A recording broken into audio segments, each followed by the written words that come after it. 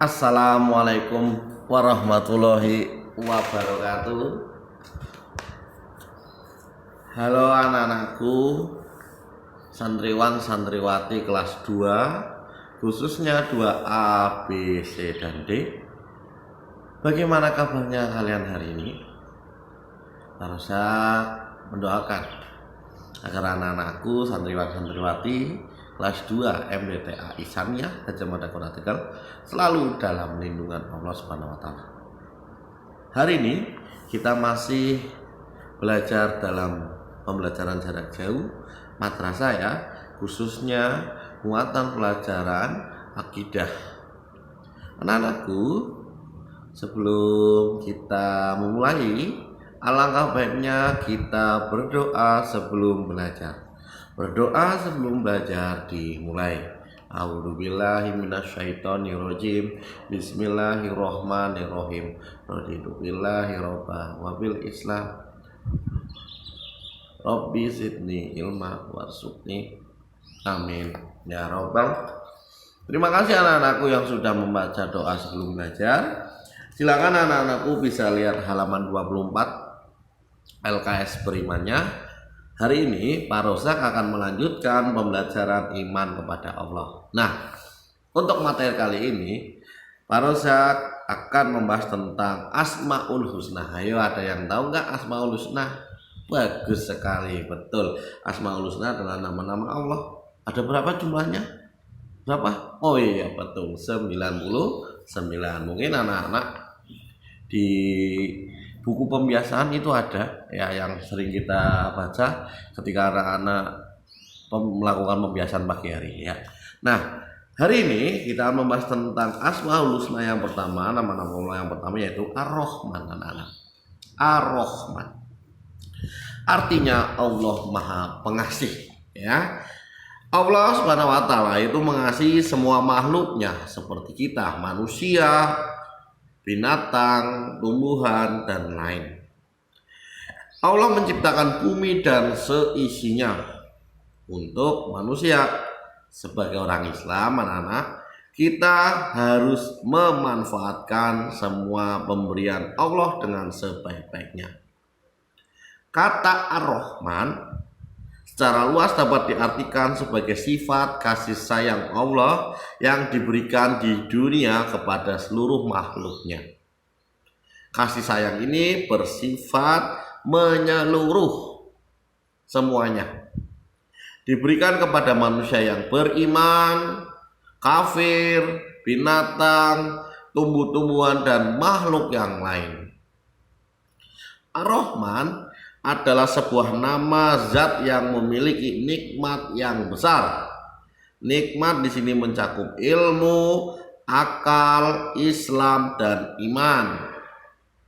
Barang siapa mempergunakan ilmu dan akal yang diperolehnya untuk Islam dan iman, maka ia mendapatkan nikmat yang banyak. Sebab tidak hanya di dunia saja nikmat itu yang diberikan kepadanya, akan tetapi juga ketika di akhirat nanti. Anak-anak, kita sebagai manusia diharuskan memiliki sifat Ar-Rahman.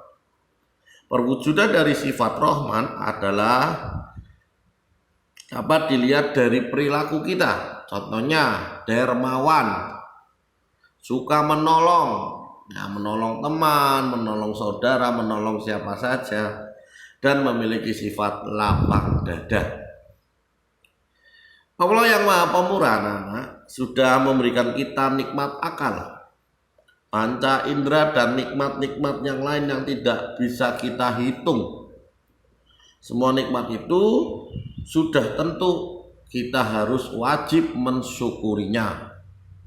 Di antara cara mensyukurinya adalah kita senantiasa mempergunakan anak-anak nikmat-nikmat tersebut untuk hal-hal yang baik yang diridhoi Allah. Contohnya, mata digunakan untuk melihat sesuatu yang diridhoi Allah.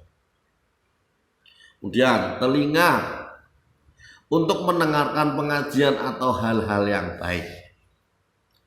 Tangan digunakan untuk membantu orang yang kesulitan.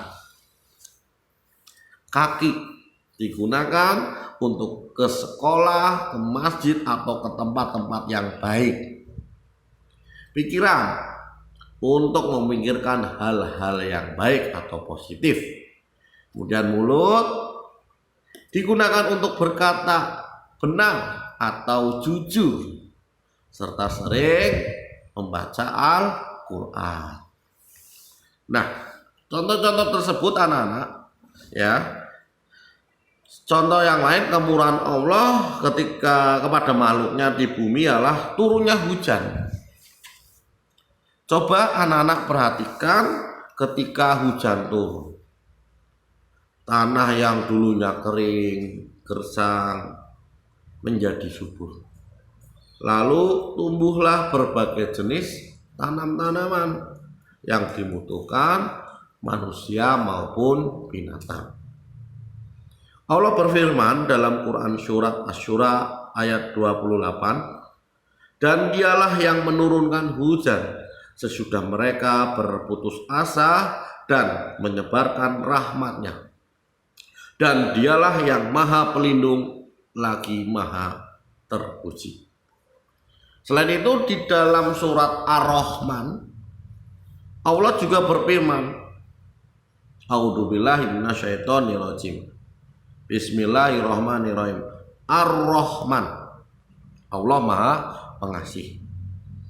Allamal Quran, yang telah mengajarkan Al-Quran anak-anak. Khalaqal insan, dia menciptakan manusia. Allamahul bayan, mengajarnya pandai berbicara. Nah, di dalam surat Ar-Rahman tersebut dari 1 sampai 4 anak-anak, ya, Allah Maha Pengasih yang telah mengajarkan Al-Quran, dia menciptakan manusia, mengajarnya pandai berbicara.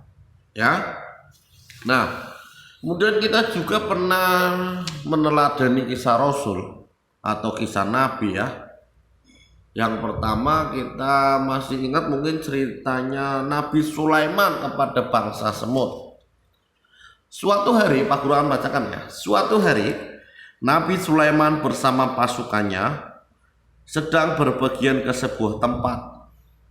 Di tengah perjalanan anak-anak, ia segera menghentikan perjalanannya. Tunggu. Kita melewati sebuah sarang semut. Ya, jangan sampai kita mengganggu mereka apalagi menginjak. Mereka biar cuma seekor saja, seru Nabi Sulaiman sambil turun dari kudanya. Saat itu Nabi Sulaiman mendengar Raja Semut berseru kepada rakyatnya, "Wahai rakyatku, cepatlah kalian menyingkir dan masuk ke dalam sarang. Lihat, Raja Sulaiman dan rombongannya akan melewati tempat ini." Demi menghargai hak hidup bangsa semut, Nabi Sulaiman sampai memerintahkan pasukannya untuk berhenti dan berhati-hati tatkala melangkah. Anak-anak, sudah semestinya kita belajar dari kisah Nabi Sulaiman dan pasukannya yang sangat sayang kepada sekawanan semut. Nabi Sulaiman pun sampai memerintahkan pasukannya untuk berhati-hati ketika berjalan agar tidak menginjak makhluk Allah tersebut. Padahal dalam kehidupan sehari-hari kita sering meremehkan semut karena ukurannya yang sangat kecil. Oke, itu saja anak-anak yang bisa Pak Rosak sampaikan. Sifat nama-nama Allah yang pertama yaitu Ar-Rahman atau Allah Maha Pengasih. Nah, untuk tugasnya anak-anak, silakan anak-anak tulis surat Ar-Rahman dari ayat 1 sampai ayat 4. Kemudian artinya juga ditulis, ya.